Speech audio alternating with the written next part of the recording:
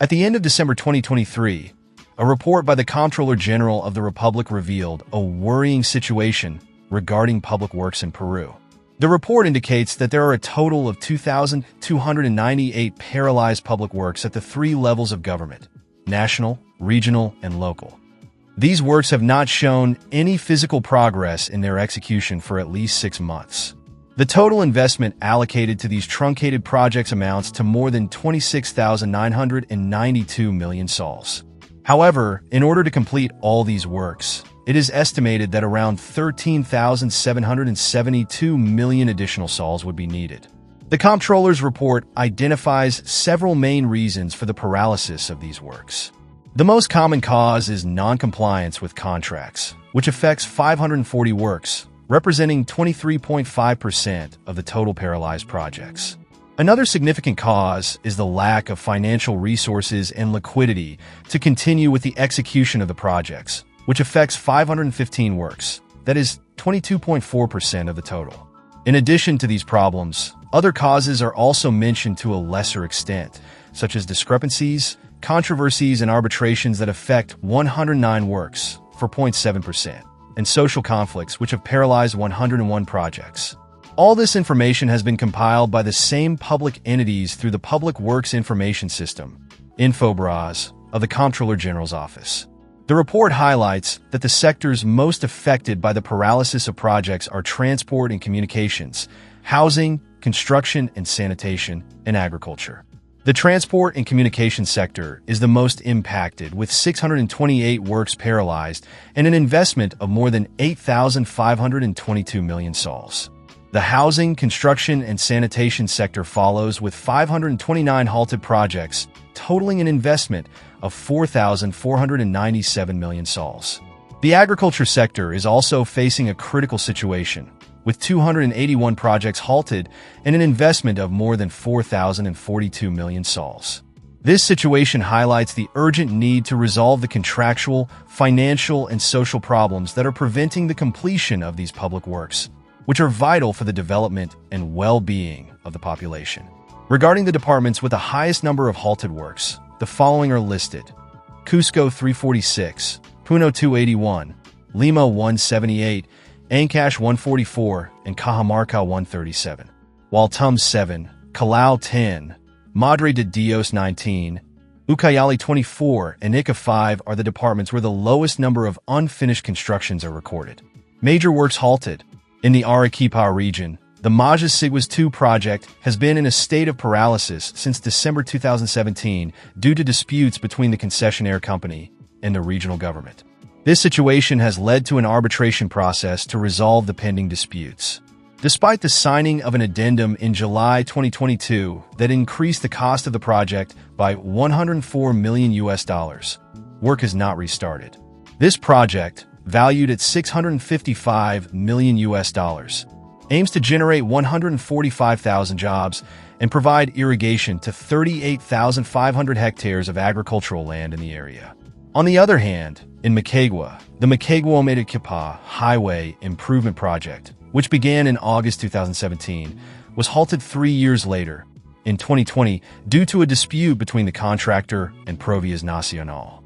Although the project was intended to improve road infrastructure in the region, disputes between the parties involved led to the interruption of work, affecting connectivity and economic development in the area.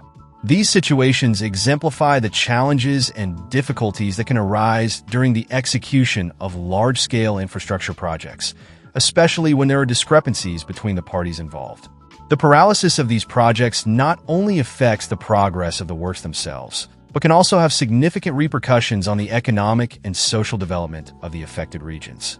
The initial investment in the work was 420 million sols, but the updated amount now exceeds 813 million sols. The contract was terminated in May 2023, but has not yet been resumed, to the detriment of hundreds of families who see the expected regional integration frustrated. In Ucayali, the work strengthening of the health services of the Pucallpa Regional Hospital, which began in 2016, is paralyzed mainly due to lack of personnel and the non-acquisition of construction materials, among others. The investment amount, according to the contract, amounts to 343 million sols and would benefit more than 477,000 people, allowing a total of 4.6 million services to be provided during the 15-year useful life of the work. Works by direct administration. The Comptroller's report reveals a significant aspect regarding the works paralyzed at the national level. The majority of these works, 55.3%, are being executed under the direct administration modality. This modality implies that the public entities themselves are responsible for carrying out the project using their own budgetary resources, as well as their technical administrative staff, infrastructure, equipment, and machinery. It is interesting to note that it is the provincial and district municipalities that prefer this type of contracting, since they concentrate the largest number of paralyzed works. 1,184 of the 1,270 total works under this modality, which represents 93.2% of the total. On the other hand, entities at the regional and national government level do not resort to this modality as frequently. In addition to direct administration, there are other less common contracting modalities for the execution of paralyzed works. For example, there are 949 paralyzed works that are being executed under the contract modality, 74 under executing units, 3 under the works for tax modality, and only 2 under public-private partnerships or concessions. New rules for works by direct administration. In order to reduce the problem of paralyzed works in the medium term, the General Comptroller's Office has developed a new regulatory framework to regulate works carried out by direct administration, which will be mandatory for entities at all 3 levels of government, starting April 1st, 2024. The new regulation aims to contribute to the efficient and transparent execution of works by direct administration, ensuring the best conditions in terms of quality, cost, opportunity, and under adequate control by the Comptroller General and the citizens.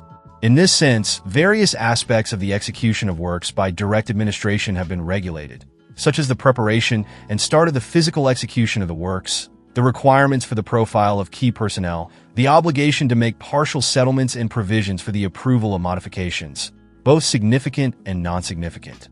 In addition, it establishes guidelines for the adequate sizing of the technical file, with the aim of avoiding unsupported cost overruns that have been recurring problems that have overshadowed the results in this type of works. Something else. Starting February 1st, the Comptroller General's Office will provide in-person, virtual, or hybrid training to managers of public entities on the scope and application, execution of public works by direct administration. The National Control School will be in charge of progressive training. And this way we would be reaching the end of the video. Tell us in the comments, what did you think? Did you know this information? We want to know your opinion. If you found this content informative, please leave your thumb up and subscribe, since in this way you would be helping us. Thank you very much in advance for watching the video, and we will see you on a next occasion.